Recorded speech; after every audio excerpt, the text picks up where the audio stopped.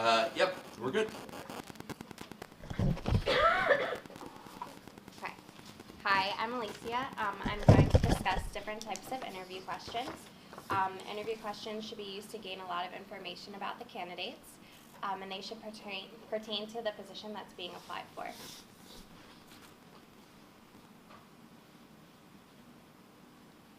So the first type of question that you may want to ask is telephone screen questions. This helps narrow down the candidate that you would actually like to bring in to do a face-to-face interview. These questions should often relate to their backgrounds, such as what is your current position, why do you hope to leave it, Turn off your phones. Or who is your current employer. Okay, I have to say, because my GoPro is on remote, right? My phone is still on, and I obviously don't know how to turn it off at the same time, so looks like we're still recording. Did you need to start over again? That's okay. Okay, go ahead. So instead of asking the tell me about yourself question, you may want to ask tell me something about you that I wouldn't know from your resume. So this ensures that you're getting new material as opposed to something that's super rehearsed. It's important to know the various different laws to know which questions you should avoid. So the the Age and Discrimination of Employment Act prevents discrimination for people over the age of 40. So you don't want to ask a question such as what year did you graduate? And then you should also remember the Americans with Disabilities Act. Other things that you should avoid asking are about ethnicity or origin, as well as pregnancy status or marital status. The Civil Rights Act of 1964 created these laws to prevent discrimination, and the EEOC enforces them.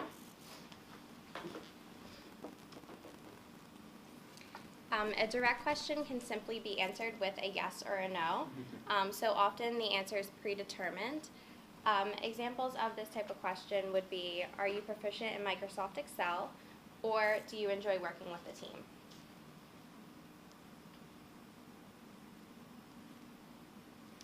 An indirect question is more open, so now the candidate can answer as he or she pleases. Still, the interviewer knows what kind of answer they're looking for, but it gives them more options.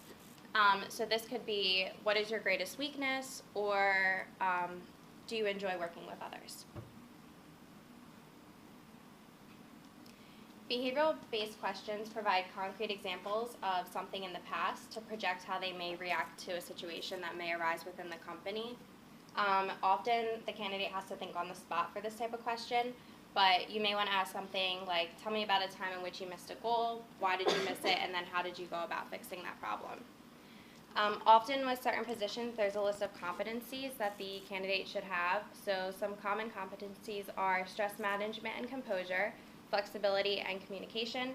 To find out about whether a person's flexible, you may want to ask, tell me about a time in which you had to change your priorities, and how did that go? A hypothetical or situational question is when an interviewer will create a scenario to see how that individual will react. So in a difficult situation, you need to see if they're going to react properly. So you may want to ask them something such as, if you have an employee that continuously arrives late, what would you do?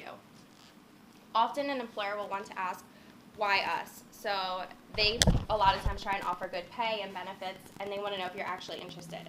Have you done the research? Do you know the company? They also want to see if you will fit in their organizational culture. Hiring an individual that has a good understanding of business ethics is important. So often this is more than just knowing what's right and what's wrong. Especially a person in a managerial position, they need to understand discrimination and sexual harassment. So you may want to say, if you saw your boss acting unethically, how would you handle this? Structuring your interview questions, you can use the job description kind of as a roadmap to do this. So the questions should pertain directly to the position. If you're hiring someone for a recruiter position, they may need better teamwork skills as opposed to someone that you're hiring to develop software. So hypothetically, if I wanted to hire a sales manager, there's going to be requirements or hard skills that that person needs. So a particular requirement may be a bachelor's degree. So I may want to ask them, why did you study marketing at Rowan University? A hard skill may be communication, or you will need an array of soft skills as well. So this may be leadership skills. So in order to determine that, you may just want to ask them, tell me about a time in which you successfully led a team. And then for their communication skills, you're just going to observe their body language as well as their listening skills.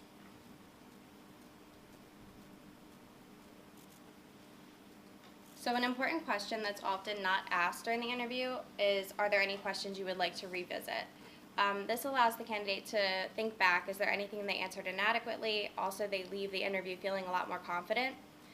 From the interviewer perspective, this just tells if they're a reflective individual. There are several questions you can use to close with that I've already discussed. However, one is, why should we hire you? So this is a chance for the candidate to list a list of skills that they have or competencies that they have that directly apply to the job description. Currently, I'm an intern at Croda. During my interview, they didn't ask me a lot of situational questions. I think it's because I don't have any relevant HR experience, so they kind of just wanted to see how well I would fit in with their culture and their department. So they asked me questions about what I hope to get out of it and told me more about what the position would entail. One question that I always have a difficult time answering is, tell me about a time in which you failed.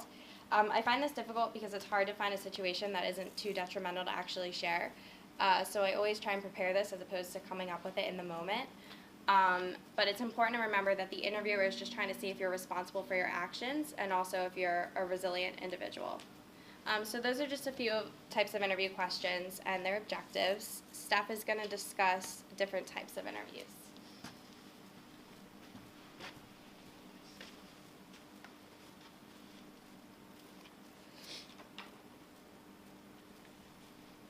Okay, so the interview process has many different types of ways it could be done.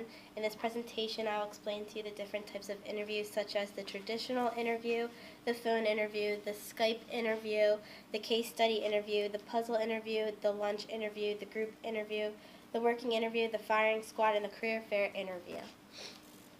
Interviews can be nerve-wracking and scary, but there are many ways to overcome each type of interview. Since there are many types of interviews, the broad definition of an interview is a conversation where questions are asked and answers are given. All interviews are dealt with in that way, so if you prepare for it right, you'll kill each interview.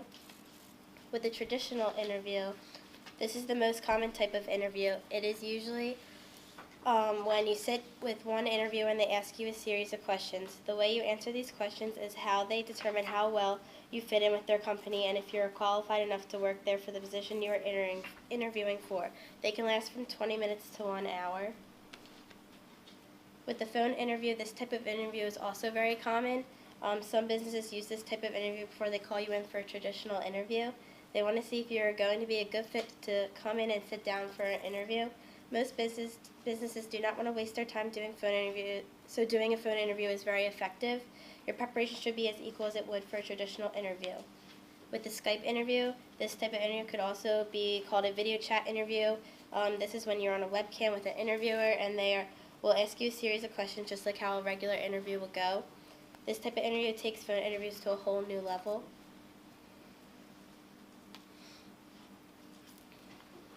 The case study interview. In this type of interview, you'll be giving challenging business scenarios. You then must investigate the problem and find a solution.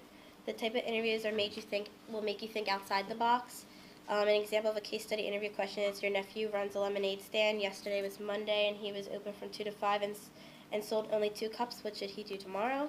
With the puzzle interview, this interview you will be asked very random questions and your interviewer will determine how quickly you think on your feet and how you will approach a difficult situation. Highly competitive companies use this approach, such as Amazon or maybe even Google. With the lunch interview, this type of interview is known as the most awkward type of interview. When asked by a potential employer for an interview over lunch or dinner, that is a very good sign. Some companies use this approach to learn more about yourself and to see how you act not in a business setting.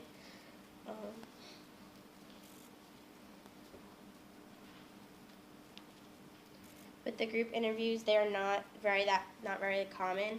They're used more for sales, internships, and places where they are hiring many people for the same position. When there is a group of people, you want to make sure you catch the boss's eye. You have to stick out from the rest. The questions asked are more basic than the questions asked at a traditional interview. With the working interview, in this type of interview, you may be asked to do an actual job task. You can always tell someone you can do a task, but then you have to show them that you can actually do that. This is a good way to make a great first impression. There's nothing to panic about either, because this could be the key for you getting the position. With the firing squad interview, this type of interview could be very challenging. If you will be reporting to more than one person or working with a team, you will probably be brought to talk to each person in this type of interview. You want to make sure you make a strong connection with each person you interview with because they are also helping make the decision to hire you or not. With career fairs, they're a great way to help someone find a job. You have about 10 to 15 minutes to sell yourself to a recruiter for a chance to come in for a real interview. You should have your resume ready to hand out, and you want to wow your recruiters. High schools and colleges hold career fairs all the time and are a great interview technique. Recently, I had a firing squad interview with a company. The lady I would be working with brought me to meet her boss, and for her to ask me more in-depth questions about myself and what I would bring to the company. In my opinion, it went well until the boss asked me questions I wasn't prepared for. She asked me what is something I would regret if they gave me this internship. After any type of interview, you should always send whoever you met with an email thanking them for giving you the opportunity to interview. If you met with more than one person, then each person should get a separate email. It should contain you explaining again why you'd be the perfect person for that job and thanking them for considering you. I've gone on many interviews in my life, and probably my favorite one is the traditional interview. They're easy to prepare for and less nerve-wracking than others. I've gone on traditional interviews, firing squad interviews, and group interviews before. I've never done a phone interview, and they are super common, so I would definitely need to practice before doing one. The phone interview is one of the easiest types of interviews to master. Even though you should take your time and prepare for a phone interview, they are easier because you do not have to see the person face to face, and that also makes people very nervous to see people face to face. You also have you can have a set of notes out helping you answer each question since they would have no idea, and questions tend to be more simple. One of the hardest types of interviews to master is the puzzle interview. You would be asked questions to make you think outside the box, which most people have trouble doing. The questions are so random and you never know what you will be asked, so it is hard to prepare for. You want to show them that you can think fast and that you are creative. Most of the time you will get an email or a phone call that will start the interview process. You can start off with a phone interview, and if you do good with that, they'll ask you to come in for a face-to-face interview. Other times you can start off with a Skype interview, and they will then come in for an interview. You will always at some point have to come in and meet with the company face-to-face before getting hired if they don't start with that. Retail stores like Target and Walmart usually do group interviews, since when they do hire, it's usually for a lot of people. Big businesses, companies such as Amazon would do a series of all different types of interviews before hiring you, such as a phone interview, then maybe a traditional interview, then maybe even a puzzle interview. Now that I talked about all the different types of interviews, Xavier is next, and he's discussing what the interviewer is looking for.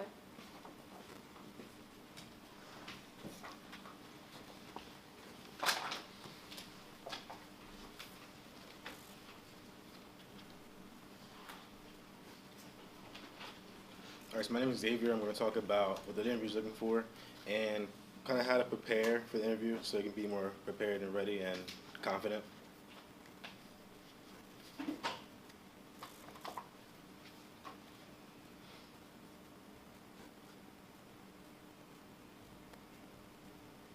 You want to start off by searching a profile of the industry. You want to kind of visit the website so you can really understand what the core of what the company really does. And you want to look at a mission statement or research the background But it's of how the Alice. company started. You get extra points for that. Thank you. All right, then you want to access the products and look at the client base the company is really focusing on. You want to get recent information of the company's growth and stability, and you want to really see the direction that your company is trying to go for.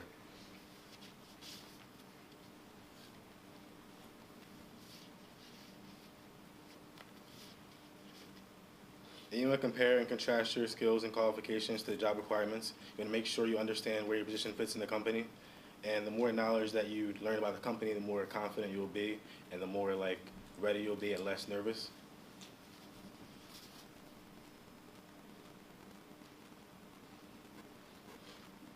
The interview is kind of looking for you to smile, have good posture, come in friendly, and they want you to be interested in what they're saying. You can bring a notepad or pen to kind of write down notes and to also show them that you're really